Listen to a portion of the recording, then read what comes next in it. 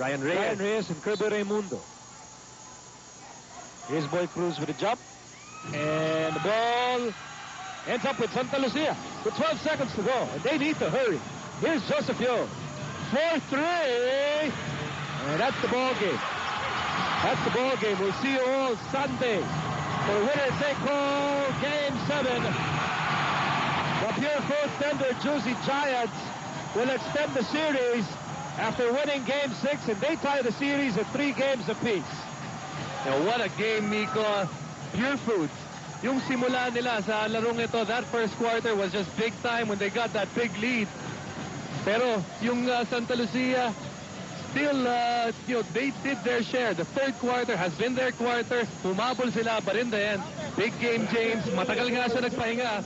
But now that he's back, Santa Lucia really felt his wrath. Ito, nagkapit-kisig itong Pure Foods. Hindi po sila bumitaw dito sa larong ito. And one of our best players of the game, yes, James Yap. Ito, crossing out yung kanilang third win in the series. They tied the series. And they force a deciding game on Sunday dito pa rin sa Big Dome. And that fourth quarter explosion by James Yap, I believe one of the best ever finals performances in the history of the PBA. Well, you know, it was well worth the wait, Miko. Hindi nga siya naglaro nung Game 5 natin.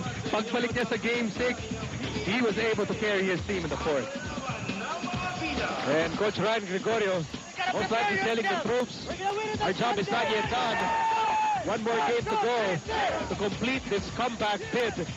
For Santa Lucia, well, they'll have to go back to the drawing board and find a way to stop guys like Mark Pingris, who had an amazing double-double performance. Well, for this game, dalawa ang ating best player. Una dyan, si Mark Pingris. He started it off para sa kanyang koponan. The energy that he showed really carried his team. Nahawa yung mga teammates niya. And it was, of course, all-game brilliance para dito kay Mark Pingris. At ito naman yung isa pang best player of the game. Paano namang hindi mo mabigyan ng award itong si James Yap with that fourth quarter explosion? Meron panimula, may panapos. Ito si James Yap naman ang naging panapos ng Pure Foods. 20 points in the fourth quarter. It seemed that he was struggling from the field all game long. But when the buzzer started for the fourth quarter, ibang James Yap na yung lumabas. And he just carried his team for this victory.